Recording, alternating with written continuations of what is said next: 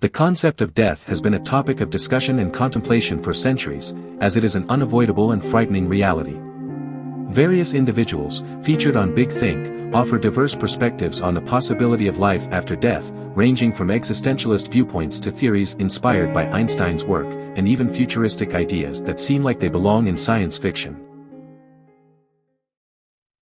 China, with its rich history of over 4,000 years, is considered the birthplace of the world's oldest continuous civilization.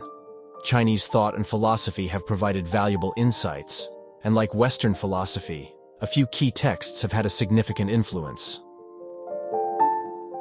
The I Ching, also known as the Book of Changes, dates back to the 10th century BCE.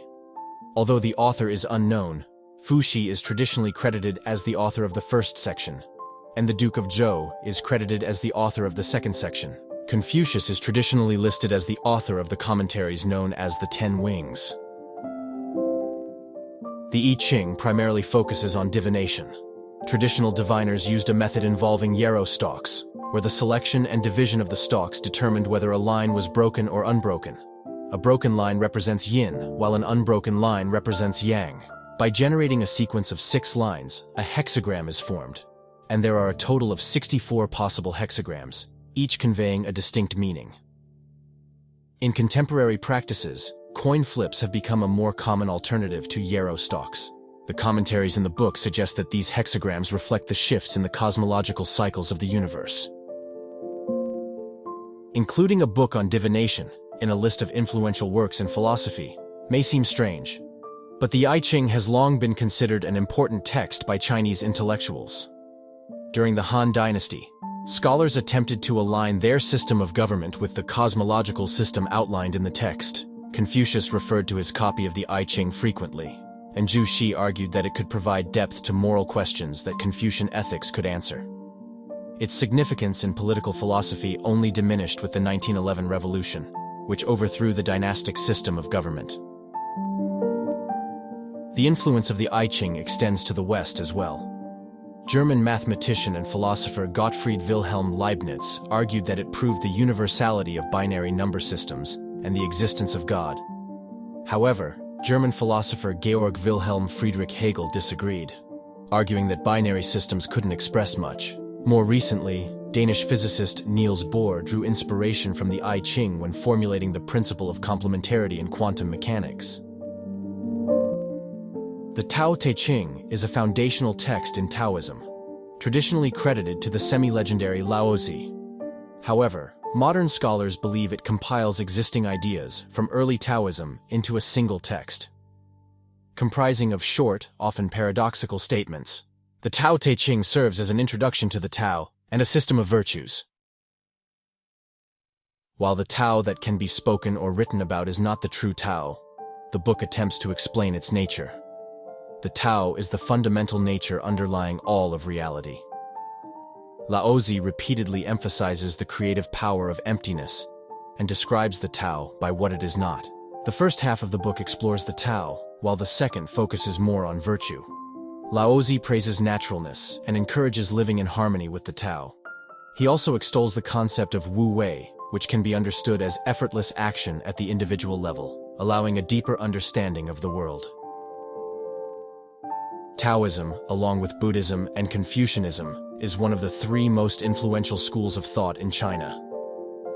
The key Taoist works were included in official lists of classics that aspiring government officials had to study in imperial China.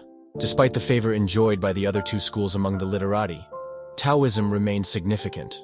As a religion, it has millions of followers and many more who practice some aspects of the religion.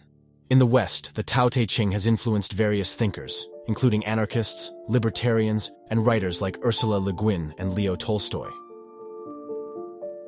The Art of War is a treatise on military strategy attributed to the Chinese general Sun Tzu. Although his existence is debated, he is believed to have been a general during the spring and autumn period. The book, undeniably one of the most important military texts ever composed, consists of 13 chapters covering different aspects of military strategy. While primarily focused on military strategy, The Art of War contains ideas applicable to other fields.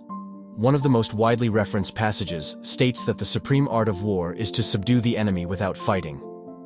This principle has found applications in various areas of life, such as business and sports. Sun Tzu's work shows a clear Taoist influence, often using Laozi's style and suggesting similarities between a great general and a well-practiced Taoist. Confucius is the most important philosopher in Chinese history, and one of the most influential philosophers worldwide. Analects, a collection of his sayings and teachings compiled by his students, provides valuable insights into the teaching style and wisdom of this great philosopher. Similar to the Tao Te Ching, Analects consists of short passages, often beginning with the phrase, "Confucius said," or "the master said." Rather than directly stating his beliefs on right and wrong, Confucius often uses short stories to convey his system of thought. His ethics revolve around cultivating virtue, ren, and becoming a superior person, yunzi.